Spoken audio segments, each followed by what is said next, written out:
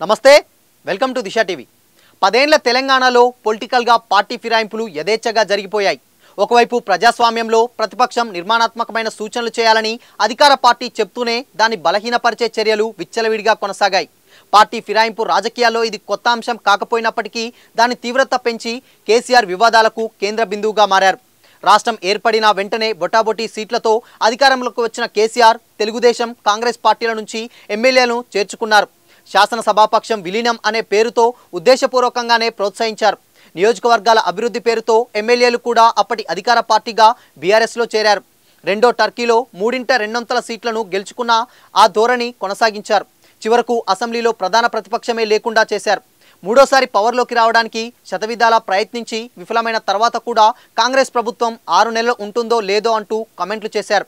ఎన్నికలు ఉప ఎన్నికలు వచ్చిన ప్రతిసారి ఇతర పార్టీల లీడర్లను ప్రలోభపెట్టి చేర్చుకోవడం ఒక ఆనవాయితీగానే కొనసాగింది.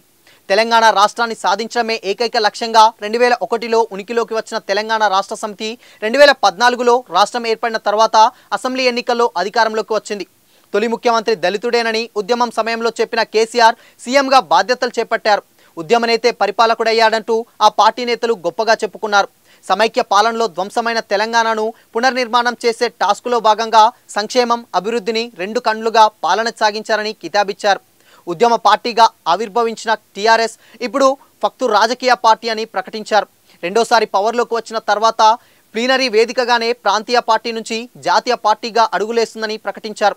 1000 కోట్ల ఆస్తులున్నాయని, సొంతంగా విమానం కొనుక్కునే స్తోమతున్నదని వ్యాఖ్యానించారు.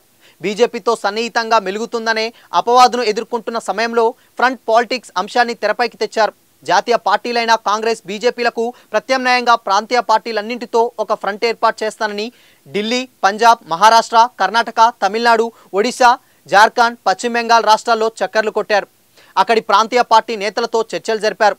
చివరకు ఫ్రంట్ పాలిటిక్స్ ఎక్కువైపోయి టీఆర్ఎస్ నుంచి అది బీఆర్ఎస్గా మారిపోయింది. తెలంగాణ సెంటిమెంట్పై ఆధారపడి 2 సార్లు రాష్ట్రంలో పవర్లోకి వచ్చిన టీఆర్ఎస్ బీఆర్ఎస్గా మారిపోయిన తర్వాత అధికారాన్ని కోల్పోయింది. రాష్ట్ర ఏర్పాటు నుంచి వరుసగా 2 సార్లు అధికారం చేపట్టిన బీఆర్ఎస్ విపక్షాలకు బలహీనపడడంపై స్పెషల్ ఫోకస్ పెట్టింది. అందులో భాగంగా తొలిసారి అసెంబ్లీలో టీడీపీ, కాంగ్రెస్, బీఎస్పీ నుంచి గెలిచిన ఎమ్మెల్యేలను పార్టీలో చేర్చుకొని నియోజకవర్గాల అభివృద్ధి కోసం ఎమ్మెల్యేలే పార్టీ మారుతున్నట్టు కొత్త వాదాన్ని తెరమీద తెచ్చింది. 2018 ఎన్నికల్లో 88 మంది ఎమ్మెల్యేలను గెలుచుకొని రెండోసారి అధికారంలోకి వచ్చిన బీఆర్ఎస్ విపక్షాల జోలికి వెళ్లదనే అందరూ భావించారు.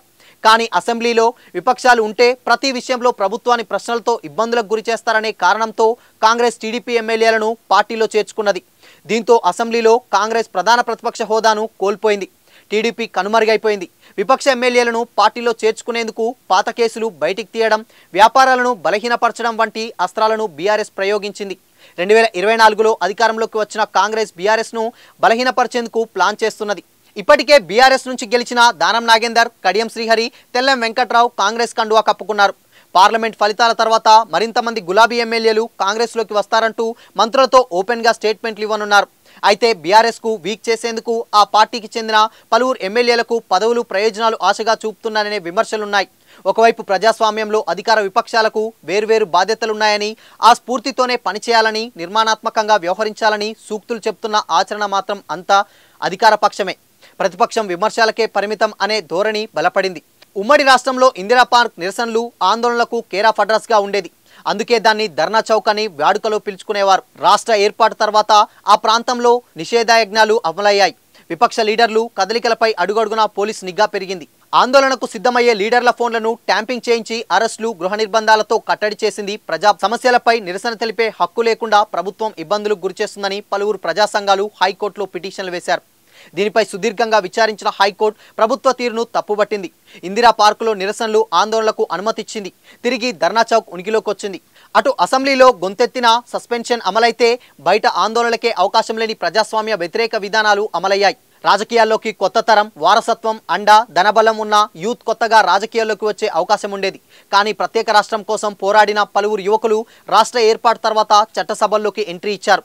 బాల్క సుమన్ ఎంపీగా, గాదర్ కిషోర్ ఎమ్మెల్యేగా గెలుపొందారు. బొంతు రామ్మోహన్ గ్రేటర్ హైదరాబాద్ మేయర్గా పనిచేశారు. రాష్ట్ర వ్యాప్తంగా పలు ప్రభుత్వ శాఖల్లో నామినేట్ పదవులు దక్కించుకున్నారు. తెలంగాణ రాష్ట్ర ఉద్యమ సమయంలో విద్యార్థి మూవ్మెంట్లో యాక్టివ్గా పాల్గొన్న వారిలో అనుకూలంగా ఉన్నవారిని అందలమెక్కించింది బీఆర్ఎస్. చాలామంది ఉద్యమకారులను పక్కన పెట్టిందనే విమర్శల పాలైంది కూడా. అప్పటి వరకు విద్యార్థి రాజకీయాలకు పరిమితమైన పదుల సంఖ్యలో యూత్ అప్పటిదాకా అధికార పార్టీకి దగ్గరై పదవులను అనుభవించారు. ఏపీ సీఎం జగన్తో కుటుంబపరంగా రాజకీయంగా విభేదించిన షర్మిల వైఎస్ఆర్ తెలంగాణ పేరుతో తెలంగాణకు మాత్రమే పరిమితమై కొత్త పార్టీని స్థాపించారు.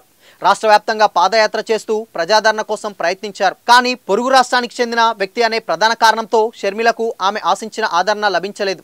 పార్టీ స్థాపించిన తర్వాత వివిధ రాజకీయ పార్టీల నుంచి పెద్ద ఎత్తున లీడర్లు పార్టీలో చేరతారని ఆశించిన ఒకరిద్దరు ద్వితీయ శ్రేణి లీడర్లు మాత్రమే చేరారు. కొన్ని నెలల పాటు పార్టీని ప్రజల్లోకి తీసుకెళ్లేందుకు తీవ్రంగా ప్రయత్నించి విఫలమైన షర్మిల చివరకు తన పార్టీని కాంగ్రెస్లో విలీనం చేశారు. తెలంగాణను విడిచిపెట్టి ఏపీ రాజకీయాలకు వెళ్లిపోయారు. ఆ రాష్ట్ర కాంగ్రెస్ అధ్యక్షురాలిగా బాధ్యతలు చేపట్టారు. ఉద్యమ సమయంలో తనతో కలిసి పనిచేసిన ప్రొఫెసర్ కోదండరాంను మాజీ సీఎం కేసీఆర్ ఆ తర్వాత పట్టించుకోలేదు. ఆయనకు సరైన గౌరవం ఇవ్వకపోవడంతో చివరికి ఆయన తెలంగాణ జనసమితి పేరుతో కొత్త పార్టీని స్థాపించారు. ఆ పార్టీ సారథ్యంలో జరిగిన అనేక ఆందోళనలను బీఆర్ఎస్ ప్రభుత్వం పోలీసింగ్ ఉపయోగించి కట్టడి చేసింది. 2018 ఎన్నికల్లో కాంగ్రెస్తో కలిసి 8 స్థానాల్లో పోటీ చేసిన ఒక్క స్థానంలో కూడా విజయం సాధించలేదు. సొంత ఇమేజ్ ఉందనే కారణంతో కోదండరాం 2021 ఎన్నికల్లో జరిగిన Warangal, Khammam, Nalgonda graduate quota MLC ఎన్నికల్లో పోటీ చేసి ఓడిపోయారు. 2024 అసెంబ్లీ ఎన్నికల్లో తమ సపోర్టు చేసిన కోదండరాంకు అందుకు ప్రతిఫలంగా కాంగ్రెస్ గవర్నర్ కోటా ఎమ్మెల్సీ పదవి ఇచ్చేందుకు సిద్ధమైంది. పలు కారణాలతో అది సాకారం కాకపోయినా బీఆర్ఎస్ ప్రభుత్వ హయాంలోని అప్రజాస్వామిక విధానాలతో కాంగ్రెస్కు దగ్గరయ్యాడు. తాజాగా అసెంబ్లీ ఎన్నికల్లో కూడా మద్దతు పలికారు. అది లోక్సభ ఎమ్మెల్సీ ఎన్నికల్లోనూ కంటిన్యూ అయింది. 2014 అసెంబ్లీ ఎన్నికల్లో టీడీపీ 15 మంది ఎమ్మెల్యేలను గెలుచుకుంది.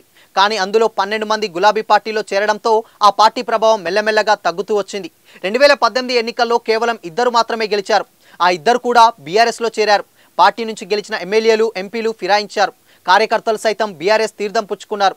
చివరికి రాష్ట్ర పార్టీ అధ్యక్షులు ఎల్ రమణ, కాసాని జ్ఞానేశ్వర్లు కూడా సైతం వారు బీఆర్ఎస్లోనే చేరారు. దీనితో ఆ పార్టీ ఉనికి రాష్ట్రంలో ప్రశ్నార్థకంగా మారింది. ఆ ప్రభావం 2023 అసెంబ్లీ ఎన్నికల్లో స్పష్టంగా కనిపించింది. ఎన్నికల్లో టీడీపీ పోటీకి దూరంగా ఉండడంతో పాటు ఈ మధ్య జరిగిన లోక్సభ ఎన్నికల్లో సైతం పోటీ చేయలేదు. ఉమ్మడి రాష్ట్రంలో తెలంగాణ ప్రాంతంలో కొంత మేరకు బలంగా ఉన్న లెఫ్ట్ పార్టీలు రాష్ట్ర ఏర్పాటు తర్వాత ఉనికిని కోల్పోయే పీకల్లోతు కష్టాల్లో పడ్డాయి. 2014 ఎన్నికల్లో సిపిఎం 1, సిపిఐ 1 గెలవగా సిపిఐ నుంచి గెలిచిన దేవరకొండ ఎమ్మెల్యే రవీంద్రనాయక్ బీఆర్ఎస్లో చేరారు. 2018 ఎన్నికల్లో సిపిఎం మాత్రమే ఒక్క ఎమ్మెల్యేగా స్థానాన్ని గెలుచుకున్నది. ఆ తర్వాత జరిగిన లోకల్ బాడీ ఎన్నికల్లో అక్కడక్కడ పోటీకి దిగిన లెఫ్ట్ పార్టీలు ఆశించిన స్థాయిలో విజయం సాధించలేకపోయాయి. 2024 ఎన్నికల్లో కాంగ్రెస్తో కలిసి ఒకే స్థానంలో పోటీ చేసిన సిపిఐ ఆ స్థానంలో విజయం సాధించింది. బీఆర్ఎస్తో రాజకీయ పరంగా విభేదించిన డాక్టర్ చెరుకు సుధాకర్ గౌడ్ తెలంగాణ ఇంటి పార్టీని, జిట్టా బాలకృష్ణారెడ్డి ఆయన యువ తెలంగాణ పార్టీలను స్థాపించుకున్నారు. కానీ ఎక్కువ కాలం వారు పార్టీలను నడపలేకపోయారు. ఒక్కొక్కరు ఒక్కో జాతీయ పార్టీలో విలీనం చేశారు. చివరకు ఇద్దరు 2024 ఎన్నికలకు ముందు తిరిగి బీఆర్ఎస్ గూటికి చేరారు. అనేక చిన్న చితక పార్టీలు కూడా తెలంగాణలో ఉనికిలోనికి వచ్చాయి. 2014 ఎన్నికల్లో టీడీపీ నుంచి గెలిచిన ఎమ్మెల్యేల్లో 13 మంది బీఆర్ఎస్లో చేరిపోయారు. కేవలం రేవంత్ రెడ్డి మాత్రం దానికి భిన్నంగా కాంగ్రెస్ పార్టీలో చేరారు. ఆ తర్వాత జరిగిన అసెంబ్లీ ఎన్నికల్లో కొడంగల్ అసెంబ్లీ నుంచి పోటీ చేయగా ఓడిపోయారు. 6 నెలల తర్వాత జరిగిన లోక్సభ ఎన్నికల్లో మల్కాజ్గిరి ఎంపీగా కాంగ్రెస్ తరపున పోటీ చేసి గెలుపొందారు. కాంగ్రెస్ అధిష్టానం ఆయనను తొలుత పీసీసీ వర్కింగ్ ప్రెసిడెంట్గా నియమించింది. ఆ తర్వాత పీసీసీ చీఫ్గా బాధ్యతలు చేపట్టారు. రాష్ట్రంలో ప్రధాన ప్రతిపక్ష హోదా కూడా లేకుండా మిగిలిపోయిన కాంగ్రెస్ పార్టీ స్టేట్ చీఫ్ పగ్గాలు చేపట్టిన తర్వాత బీఆర్ఎస్ని రాజీ లేని పోరాటంతో చేయడగా ఆందోళనలు నిర్వహించడంతో పార్టీ శ్రేణుల ఆదరణను దక్కించుకున్నారు. చివరకు రాష్ట్ర కాంగ్రెస్లో అన్నీ తానే వ్యవహరించి పార్టీని 10 ఏళ్ల తర్వాత పవర్లోకి తీసుకురావడంలో సక్సెస్ అయ్యారు. ఆ కృషితో ముఖ్యమంత్రి బాధ్యతలు కూడా ఆయనకే దక్కాయి. 2018 అసెంబ్లీ ఎన్నికల్లో 19 మంది కాంగ్రెస్ ఎమ్మెల్యేలు గెలిచిన 12 మంది బీఆర్ఎస్లో చేరారు. నల్గొండ ఎంపీగా గెలిచిన ఉత్తమ్ కుమార్ రెడ్డి హుజురాబాద్ ఎమ్మెల్యేగా గెలిచిన రాజీనామా చేయడంతో అక్కడ జరిగిన ఉప ఎన్నికల్లో బీఆర్ఎస్ గెలుపొందింది. చివరకు 1/2 డజన్ మంది మాత్రమే కాంగ్రెస్ ఎమ్మెల్యేలు మిగిలినలో అందులో కోమటిరెడ్డి రాజగోపాల్ రెడ్డి బీజేపీలో చేరారు. రాజీనామా తర్వాత జరిగిన ఉప ఎన్నికల్లో అక్కడ బీఆర్ఎస్ గెలుపొందింది. ఇటీవల కాంగ్రెస్లో చేరి తాజా అసెంబ్లీ ఎన్నికల్లో మునుగోడు ఎమ్మెల్యేగా గెలిచారు.